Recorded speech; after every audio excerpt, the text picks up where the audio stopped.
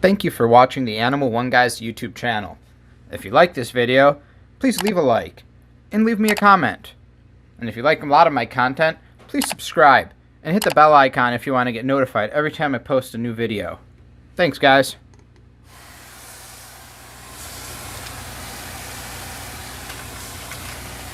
Alright, so here's my morning golden Tegu regimen after the tail had to be removed. And it's pretty simple, but although today it's going to change a little bit. But as you guys know, the tail, this guy had a lot of stuck shed, and the tail had the necrosis at the bottom. So if you haven't watched the other videos, this is going in a playlist. Go back in this playlist.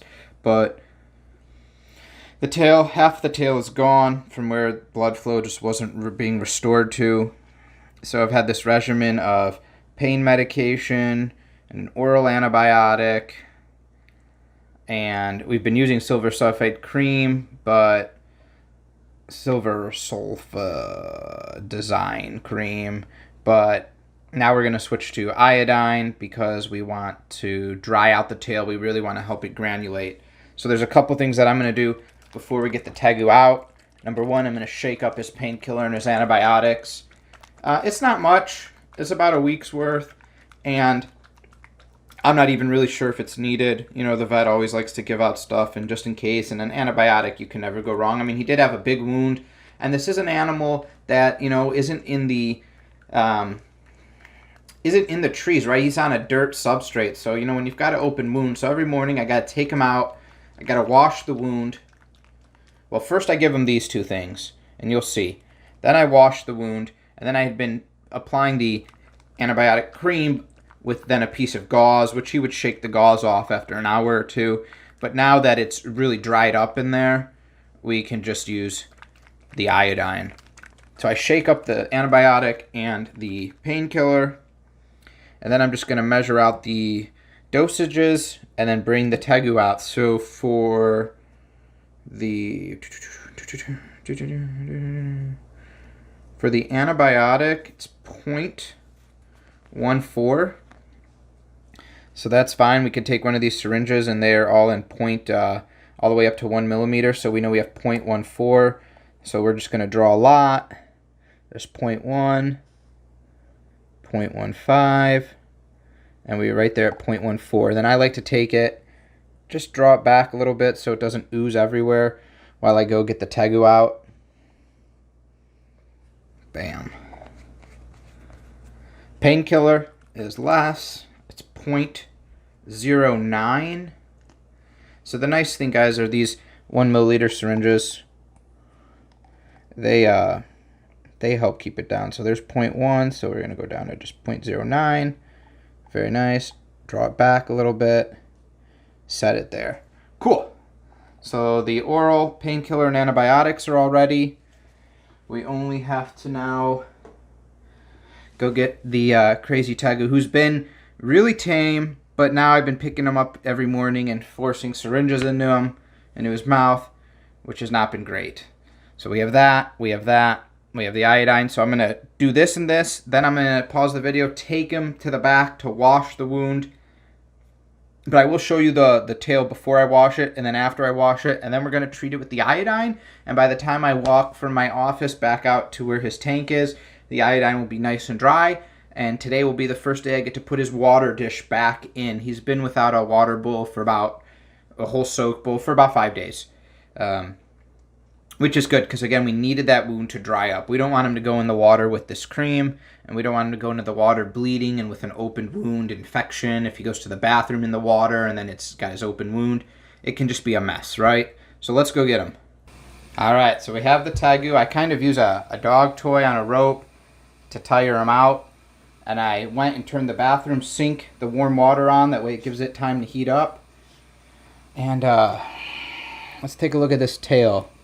So as you can see, it's short just like you saw in the other video, but it's granulating up really nice, which is really important. There, when it focuses, you can see all that granulation tissue forming in there, so that's really important. So we're going to hit this guy up with everything that he needs, and I'm going to have it on camera here. going to try. It's very feisty. I would be too. Okay, come on. Let's move this camera back. Give me a little bit more room to work. Hi. Open up. I'm going to get behind the glottis, which is important.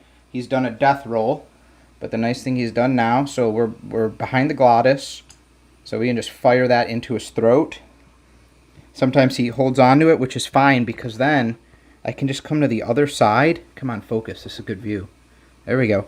I can come to the other side, get in behind the glottis, fire that guy in. There he goes. And he drops these because he wants to swallow, which is really nice once you hit him with both. So that wasn't bad at all. 1 and 2. We're going to go ahead, and the water should be warmed up. We're going to go ahead and wash this tail, and we're going to come back. Okay, so we're back after the tail washing, and see if he'll cooperate here. There we go. That's what it looks like inside of his tail right now.